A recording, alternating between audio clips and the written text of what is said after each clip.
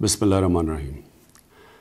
मेरे पाकिस्तानियों, कल से जो सिचुएशन बनता जा रहा है, कल सुबह से मैं ये चाहता था कि मैं आपको इत्मीनान में लूँ इस चीज़ के।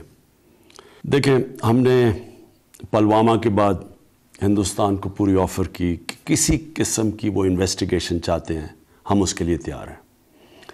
पुलवामा में उनकी कैजुअल्टीज़ हुई और मुझे पता है कि लोगों को, उनके लवाहिकीन को कैसी तकलीफ़ पहुंची होगी, क्योंकि यहाँ 10 साल से कुछ 70,000 कैजुअल्टीज़ हुई हैं और मैं 10 साल से कितने हस्पतालों में गया हूँ और जिधर मैंने लोगों को देखा है, बम ब्लास्ट विक्टिम्स जिनके बाजू नहीं हैं, टांगें नहीं हैं, चल नहीं सकते, आंखें नहीं हैं।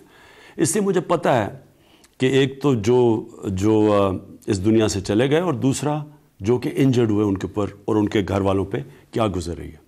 इसलिए हमने सीधा हिंदुस्तान को ऑफ़र किया कि किसी तरह की भी आप इन्वेस्टिगेशन चाहते हैं, अगर उसमें कोई भी पाकिस्तानी मुलव्वस है तो पाकिस्तान पूरी तरह तावन करने के लिए आपसे तैयार है। हमने ये इसलिए कहा कि ये पाकिस्तान के इंटरेस्ट में नहीं है कि हमारी ज़मीन इस्तेमाल की जाए कहीं भी दुनिया में बाहर दहशतगर्दी करने पे, और ना ही बाहर से कोई पाकिस्तान की ज़मीन इस्तेमाल करे। तो इसलिए इसमें तो कोई डिस्प्यूट थी नहीं। हम तो जब तैयार थे, हम जब पूरी तरह तावन करने के लिए तैयार थे, तो मुझे ये ख़दशा था कि उसके बावजूद हिंदुस्तान ने कोई एक्शन लेना, और इसीलिए मैंने उन्हें कहा कि हमारी मजबूरी होगी जब आप एक्शन लेंगे, हमारी मजबूरी होगी रिस्पॉन्ड करना, क्योंकि कोई भी सॉवरन मुल्क ये किसी मुल्क को इजाज़त नहीं देता कि वो उसके मुल्क के अंदर कार्रवाई करे और ख़ुद ही फैसला कर ले कि वो उसने जुर्म किया, जज, जूरी और एक्सिक्यूशन खुद ही बन जाए। और मुझे ख़दशा इसलिए था कि हिंदुस्तान के इलेक्शंस हैं और मुझे लग रहा था कि उसकी वजह से कोई एक्शन लिया जाएगा। लिहाजा मैंने हिंदुस्तान को कहा कि हमें जवाबी कार्रवाई करनी पड़ेगी।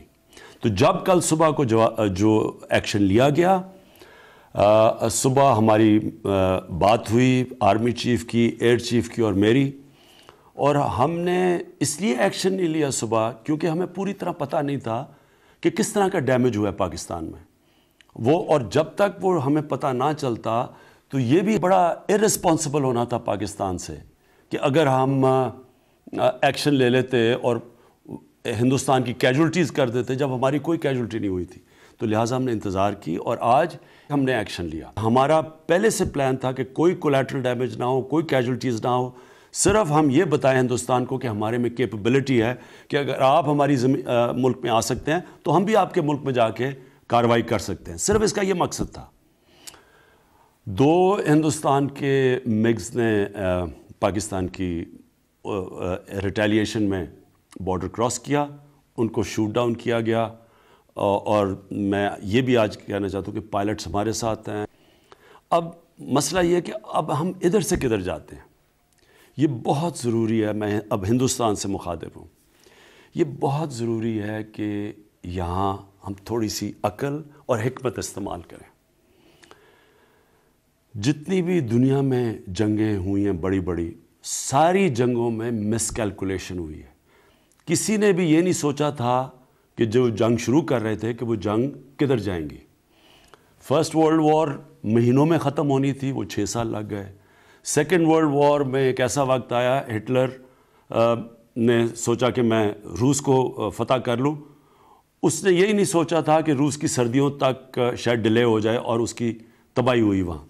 उसी तरह वॉर ऑन टेरर में क्या अमेरिका ने सोचा था कि 17 साल तक वो अफ़गानिस्तान में फंसे रहेंगे।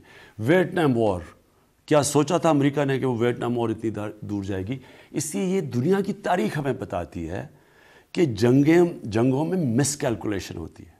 मेरा सवाल ये है हिंदुस्तान हुकूमत से कि क्या जो हथियार आपके पास हैं और हमारे पास हैं, क्या हम मिसकैलकुलेशन अफोर्ड कर सकते हैं?